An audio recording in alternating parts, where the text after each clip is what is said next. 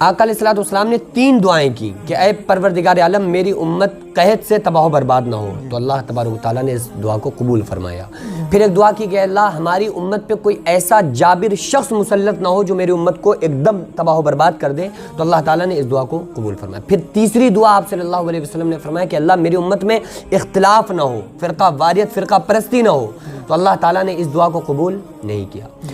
اور جب آپ صلی اللہ علیہ وسلم نے فرمایا کہ بنی اسرائیل 72 مذہبوں میں تقسیم ہو گئے تھے، میری امت 73 فرقوں میں بڑھ جائے گی، ایک کے سوا باقی ناری یعنی دوزخی اور جہنمی ہے۔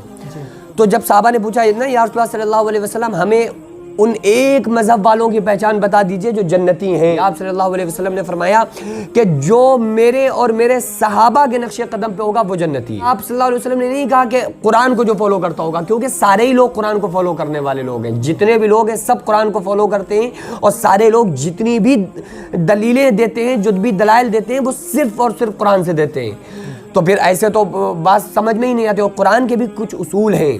پہلا قرآن کا اصول کیا ہے کہ قرآن کی تفسیر قرآن سے کی جائے۔ کیوں؟ کیونکہ متکلم سے اچھی بات کوئی خود جتنا متکلم اپنی بات کو واضح اچھا کر سکتا ہے، اتنی اچھی طرح سے کوئی دوسرا انسان بات کو نہیں بیان کر سکتا۔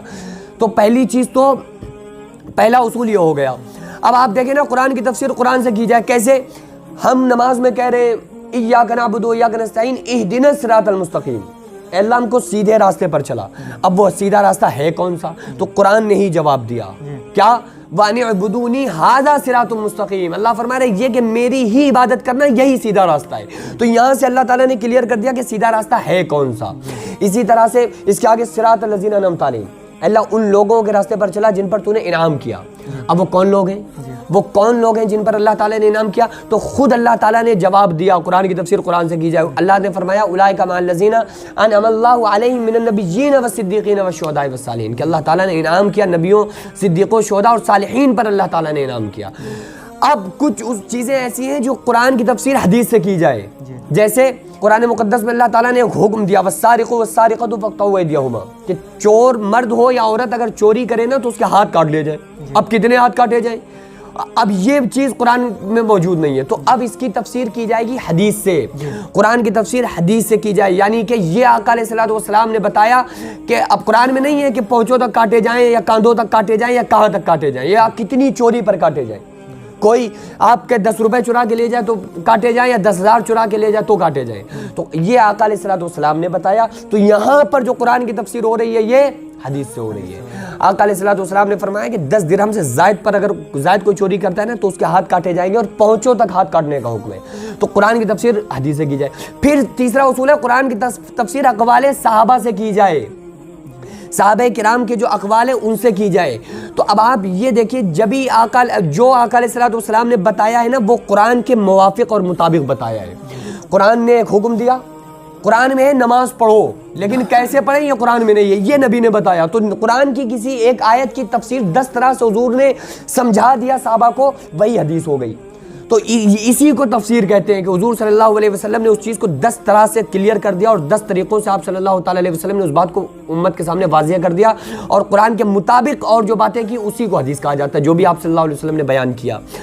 تو اب آپ یہ دیکھیے کہ آپ صلی اللہ تعالیٰ علیہ وسلم نے یہ نہیں بتایا کہ قرآن کو فالو کرو تو تم جنتی ہو، بلکہ آپ صلی اللہ علیہ وسلم نے فرمایا کہ جو میرے اور میرے صحابہ کے نقش قدم پہ ہوگا وہ جنتی ہے۔ کیوں؟ کیونکہ صحابہ کرام نے فالو کیا حضور کو، اور حضور صلی اللہ علیہ وسلم نے قرآن کا صحیح مقصد اور صحیح تفسیر جو تھی وہ امت کے سامنے بیان فرمائی ہے، وہ امت کو بتائی ہے۔ تو طریقہ زیادہ معتبر ہے بھائی، طریقہ زیادہ طاقتور ہے جو صحابہ کرام نے حضور کو دیکھا کرتے ہوئے پھر انہی کاموں کو کیا۔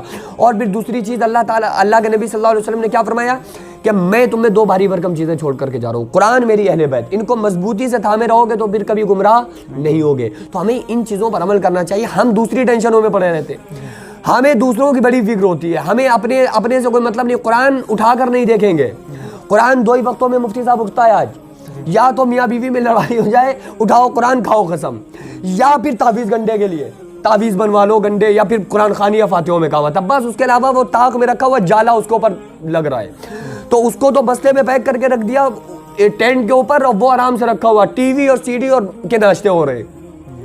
تو یہ چیزیں جو ہیں تو ہمیں دوسروں کی لیکن بڑی ٹینشن ہوتی ہے کہ یار فلاں ایسا فلاں ویسا، یہ ایسا وہ ویسا. یار دوسروں کی ٹینشن چھوڑو. قرآن نے کہا واتقوا یوم لا تجزی نفس عن نفس، ڈرو اس دن سے جس دن کوئی جان کسی دوسری جان کا بدلہ نہ ہو سکے گی. آپ صلی اللہ علیہ وسلم نے فرمایا جو تم کرو گے تمہارے لیے ہے، اور جو تم سے پہلے لوگوں نے کیا وہ ان کے لیے ہے. تم سے نہیں پوچھا جائے گا کہ پچھلی امتوں پچھلے قوموں نے کیا کیا تھا. تو ہمیں اپنی فکر کرنے کی ضرورت ہے. آپ سوچیں نا اگر کسی بچے کو پیپر ہندی کے دینا ہو، یاد انگلش کرے تو پاس ہوگا کہ فیل ہوگا؟ ظاہر ہے کہ بھائی اسے پیپر انگلش کے دینا، یاد ہندی کر رہا ہے. تو قبر میں سوال تو پوچھا جائے گا من رب کا رب کون ہے، ما دینو کا دین کیا ہے، ما کنت تقول فی شان ھذا الرجل، حضور صلی اللہ علیہ وسلم کی عظمت کے بارے میں کیا خیال ہے. تو اس نے ان تینوں سبجیکٹ کے بارے میں نہیں سیکھا. اس نے کیا اب یہ ہے نا، جب جو سیکھا وہی پڑھے گا. قبر میں فرشتہ پوچھے گا بتاؤ تمہارا رب کون ہے، وہ کہے گا فلاں دیوبندی، فلاں کافر، فلاں نجدی، فلاں دوزخی، فلاں جہنمی. اس نے سیکھا ہی زندگی میں یہ. تو انسان اپنی فکر نہیں کر رہا ہے، قرآن حدیث پہ عمل نہیں کر رہا ہے.